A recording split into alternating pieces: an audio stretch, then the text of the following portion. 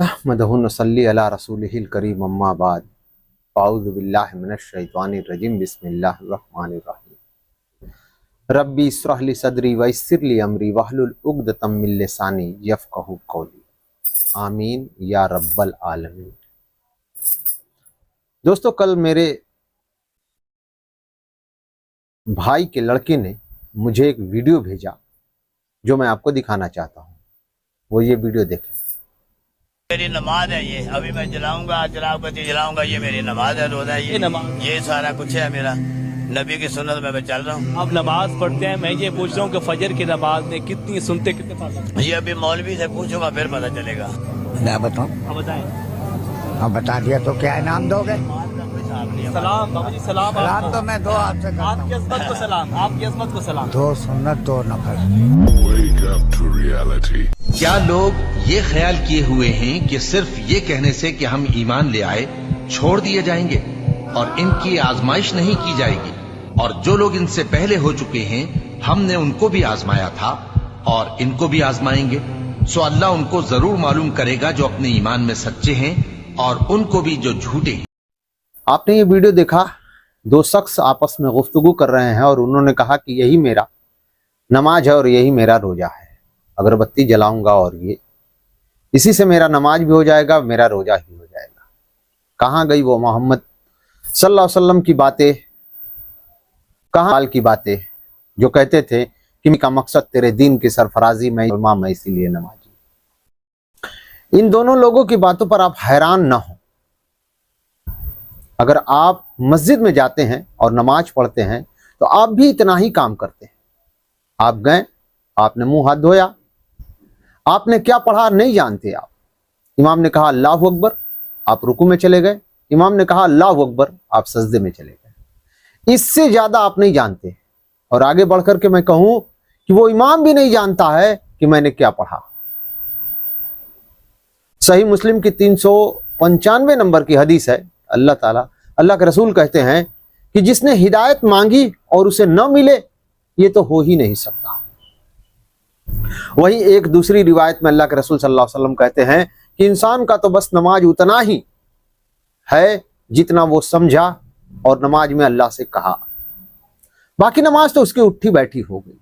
और ये हो क्यों ना। वो मेंबर, जिस मेंबर को हम मेंबर रसूल कहते हैं, वहां से हक वाजे होता था।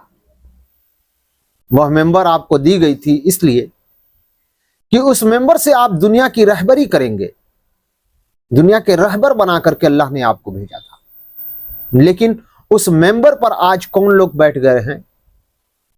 उस मेंबर पर आज उलमा, दाना, फिकह, बेहतरीन इंसान वहां से हट चुके हैं, क्योंकि वो जान चुके हैं कि यहां इसकी वैल्यू अब उनके नजरों में नहीं रही। जिनको अल्लाह ताला थोड़ा सा दानिशमंद बनाया है वह उन लाइब्रेरियों में चले गए जहां पे उनकी बेहतरीन, हालांकि अल्लाह के रसूल ने कहा था कि इस जमीन पर वो शख्स बदतरीन रहेगा जो कहने को तो उलमा रहेगा और ख्वाहिशमंद दुनिया का रहेगा।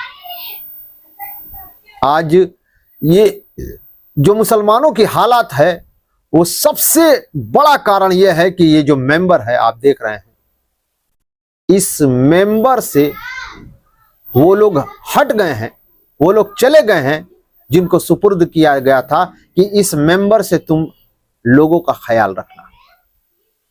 आज उस मेंबर पर कौन लोग आकर बैठ गए हैं?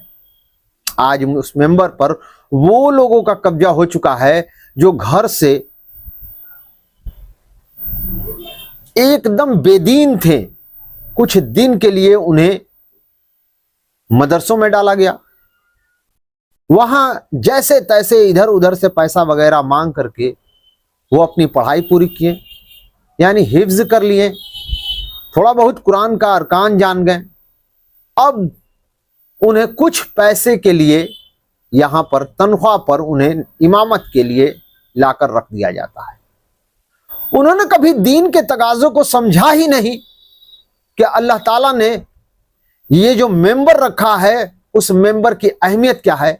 वो तो बंदा गरीबी से पला और गरीबी से बढ़ा और उस गरीबी में ही पढ़ाई होने तक اس کی نوکری لگ گئی یہاں پر کہ وہ 8,000 10,000 کی نوکری کر کے یعنی لوگوں کو امامت کراتا.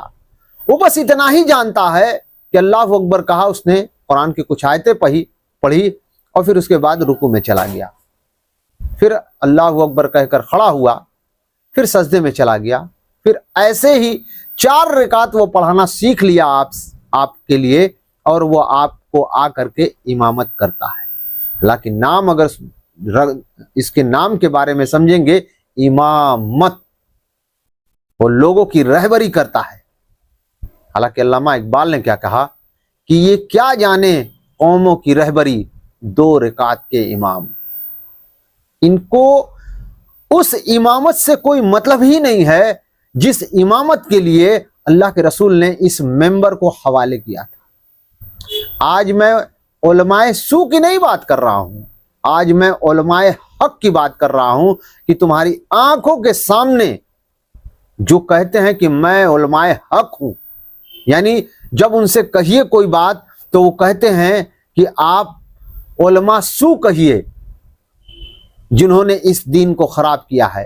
میں انہی علماء حق سے کہہ رہا ہوں کہ کیا آپ نہیں کہتے کہ ہم انبیاء کی وراثت ہیں؟ اور اگر آپ اپنے آپ کو انبیاء کی وراثت مانتے ہیں تو آج یہ جو معاشرے میں خلفسار ہے اس کو ٹھیک کرنا کس کے ذمہ ہے؟ کیا آپ کے پاس وہ ایمان ہے کہ اس ایمان کی روشنی سے دوسرے کو بھی نور دے دے؟ وہ دل میں آپ کے وہ روشنی ہے, وہ نور ہے جو اس امامت یعنی اس ممبر پر بیٹھ کر لوگوں کو آپ روشنی دے سکے؟ اگر ہے الحمدللہ, نہیں ہے آپ چھوڑیے. کہیے کہ اس ممبر پر ویسے لوگوں کو ہم فائز کریں, ویسے لوگوں کو کھڑا کریں جو آج کے راجنیتک, سماجک اور دینی ماحول کو بخوبی سمجھتے ہیں اور وہ لوگوں کے سامنے پیش کر سکیں. آج یہ ساری باتیں میں نے اس لیے کی ہے کہ آپ دیکھ رہے ہیں کہ مسلمانوں کو کہاں سے کہاں لے کر کے آیا گیا. 370, 3 طلاق, رام مندر, اور اس کے بعد آج وہ بل بھی پاس کر دی گئی. اللہ تعالیٰ قرآن میں کہتا ہے کہ میں ایمان والوں کو جھٹکا دیتا ہوں کہ وہ پلٹ کر میری طرف آئے. لیکن آپ نے کسی ایک علماء کو بھی دیکھا ہوگا, انہوں نے کہا ہوگا کہ آؤ ہم ڈھونڈتے ہیں کہ قرآن میں ایسے ماحول میں اللہ تعالیٰ کیا بتاتا ہے, اللہ کے رسول کی کیا حکمت ہے, قرآن کیا کہتا ہے اس کے بارے میں. کروڑوں لوگ مسلمان ہیں اس بھارت میں, لیکن کوئی نہیں لوٹ کر جاتا کہ آؤ ہم پہنچتے ہیں اللہ کے رسول کی بارگاہ میں اور دیکھتے ہیں کہ قرآن ہمیں اس بات پر کیا سکھاتا ہے, کیا سمجھاتا ہے, کیا بتاتا ہے. حالانکہ اللہ تعالیٰ نے کہا کہ اس قرآن کے بغیر آئے, اس کے پاس بغیر آئے تمہیں فلاح ہو ہی نہیں سکتی. اور آج کے زمانے میں جو آج کا موجود حالات چل رہا ہے, جو لوگ دجال کو ڈھونڈ رہے تھے, جو دجال کو کھوج رہے تھے, آج وہ دجال سامنے آپ کے کھڑا ہے. اعلان کر چکا ہے کہ جو لوگ ادھر آ جاؤ گے خوشی میں رہو گے, مستی میں رہو گے, یعنی میری جنت میں رہو گے, اور جو لوگ ادھر رہو گے دکھ میں رہو گے, تکلیف میں رہو گے, یعنی دنیا کی دوزخ میں رہو گے.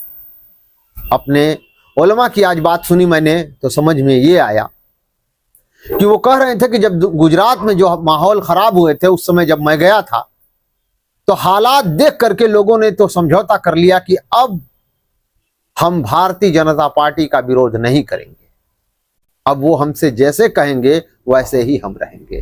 آج گجرات کے بہت سے لوگ جو ہیں وہ مرتد ہو چکے ہیں, انہیں اپنی زندگی پیاری ہے, اللہ کا دین وہ کب کے چھوڑ چکے ہیں. اب وہ پیر دھیرے دھیرے دجال پسار رہا ہے پورے بھارت میں. جن کو موقع ملا تھا کہ کسی کی غلامی سے نکل کر کے اپنے آپ کو آزاد کر لیتے, انہوں نے غلامی چنا, اور اس غلامی میں اللہ تعالیٰ نے ان کو اس عذاب میں ڈال دیا ہے جس کو دجل کہتے ہیں. بہت بڑے عذاب میں اللہ تعالیٰ نے ان کو ڈالا ہے. جیسے اللہ تعالیٰ قرآن میں کہتا ہے کہ تم نے فرعون کو دیکھا نہیں کہ وہ تمہارے بیٹوں کو قتل کر دیتا تھا اور بیٹیوں کو زندہ رہنے دیتا تھا. اس میں تمہارے لیے سخت آزمائش تھی. اس سے بھی بڑی آزمائش میں اللہ تعالیٰ نے ڈالا ہوا ہے اس امت محمدیہ کو, یعنی بھارت کے مسلمان کو. اور اس آزمائش سے نکلنے کا صرف ایک ویوستھا ہو سکتا ہے کہ وہ بیک کرے اپنے آپ کو, لوٹے اس قرآن کی طرف. جیسے سورہ یونس میں اللہ تعالیٰ نے پورے قرآن میں ایک ایسی سورہ اتاری ہے جس کا نام ہے سورہ یونس. اس سورہ یونس میں یہ بات ہمیں پتہ چلتی ہے کہ یونس علیہ السلام کے قوم پر عذاب کا وقت مقرر ہو چکا تھا, آنا ہی آنا تھا اسے. یہاں تک کہ وقت کے نبی نے کہہ دیا کہ اب تمہارے پاس اس دن وہ عذاب آ جائے گا. لیکن معاملہ کیا ہوا کہ ان کو اس بات کا احساس ہو گیا کہ جو میرے نبی نے مجھ سے کہا تھا اب وہ مجھے دکھائی دے رہا ہے. آج بھارت کے لوگوں کو ذرہ برابر احساس نہیں ہے کہ وہ اللہ کی لعنت, اللہ کی آزمائش ہمارے اوپر آ چڑھ دوڑی ہے. لیکن اگر ہم پھر بھی نہیں مان رہے ہیں تو وہ کہتا ہے کہ ہم تو تمہیں چوڑی ٹائٹ کرتے رہیں گے, دیکھتے ہیں کہ تمہارے اندر کتنا برداشت کرتے ہیں.